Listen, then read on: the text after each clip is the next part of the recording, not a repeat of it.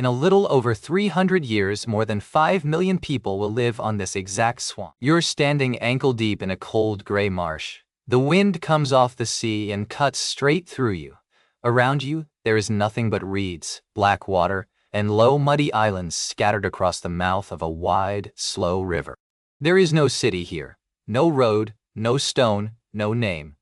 Just swamp and mosquitoes and a flat sky the color of iron. This is one of the worst places on earth to build anything. The ground is waterlogged. The river floods.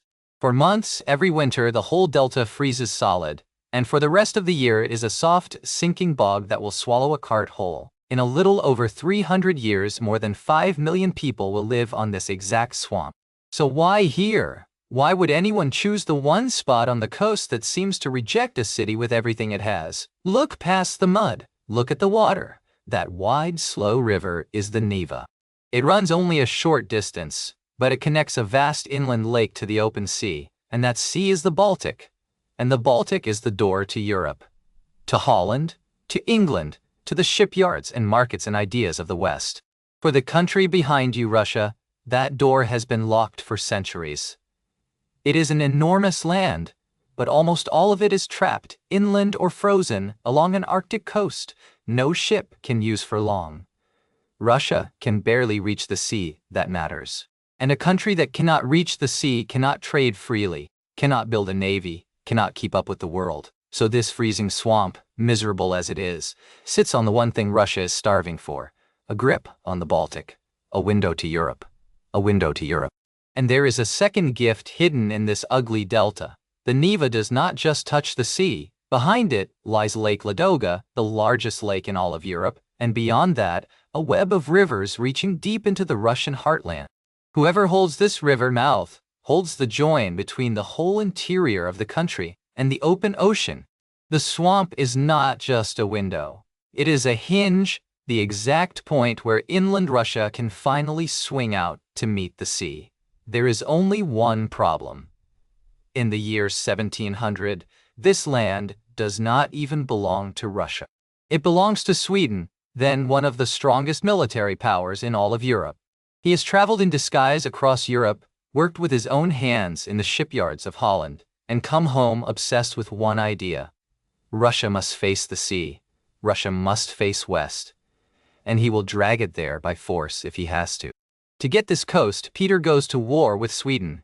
It is called the Great Northern War, and it grinds on for years. But in the spring of 1703, Peter's forces seize the mouth of the Neva.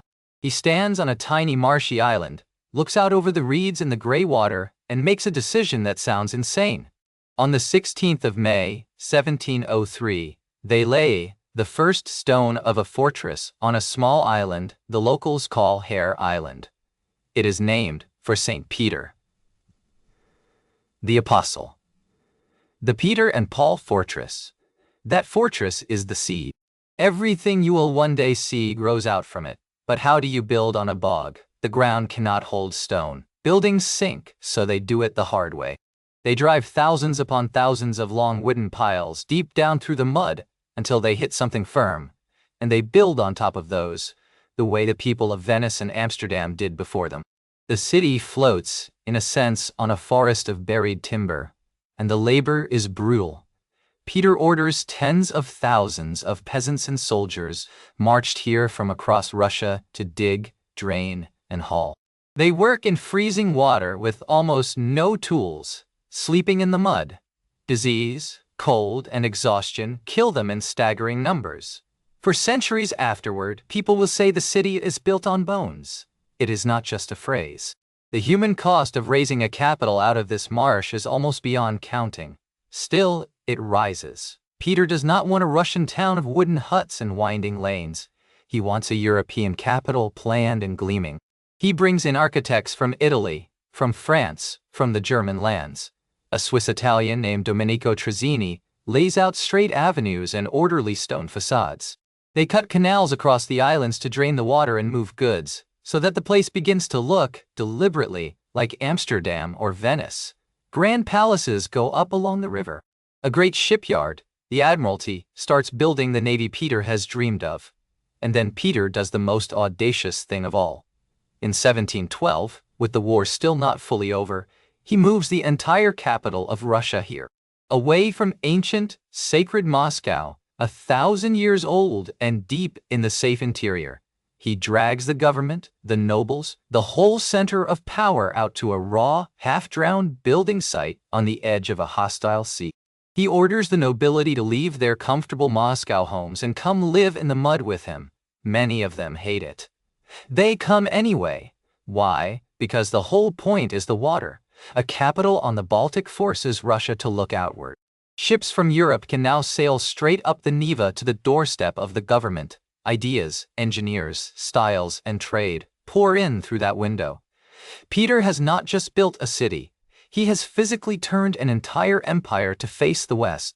The city grows layer by layer. Peter does not live to see it finished, but the rulers who follow him refuse to let his window close. Later in the century, the Empress Catherine the Great lines the riverbanks with solid pink and gray granite, so the water is framed in stone instead of mud. More islands are linked by bridges. More canals are cut. The wealthy build along the embankments in stone. A magnificent avenue, the Nevsky Prospect, is driven through the growing city as its main artery. Cathedrals with golden spires rise above the flat delta. Within a century, the swamp has become one of the most beautiful planned cities in the world, a place of palaces, rivers, and pale northern light. But the swamp never fully surrenders. The Neva still floods. In November of 1824, the river rises in a catastrophic surge, water pouring through the streets, drowning hundreds and destroying homes across the low island. The city that conquered the marsh is reminded, again and again, that it was built on water that was never really tamed. Every generation, the floodgates and the granite embankments have to hold back the sea the city depends on. The name itself keeps changing with the times. Founded as St. Petersburg, renamed Petrograd in 1914 when the old German-sounding name felt wrong in a war. Renamed Leningrad in 1924 after the revolution. And finally, in 1991, the people vote to give it back its first name, St. Petersburg once more. Through all of it, the geography holds. The reason the city exists has never changed. It is still Russia's window to the sea. Still, the great northern port, the naval base, the cultural capital that faces Europe across the Baltic water. And today more than 5 million people live on that scattering of marshy islands at the mouth of the Neva. They cross more than 300 bridges over the canals Peter's engineers cut through the bog. They walk past Baroque palaces built on a forest of sunken timber, beside a river that still freezes every winter and still sometimes tries to rise and take the streets back. So step back to where you began. Ankle deep in a cold gray marsh, reeds and black water in every direction, the wind off the sea cutting through you, and not a single stone in sight. You're standing on that same swamp. You just can't see it anymore. It is buried under palaces and bridges, and 5 million people, held up on a forest of wooden piles, all because one stubborn giant of a man looked at the worst place imaginable and saw a window to the world.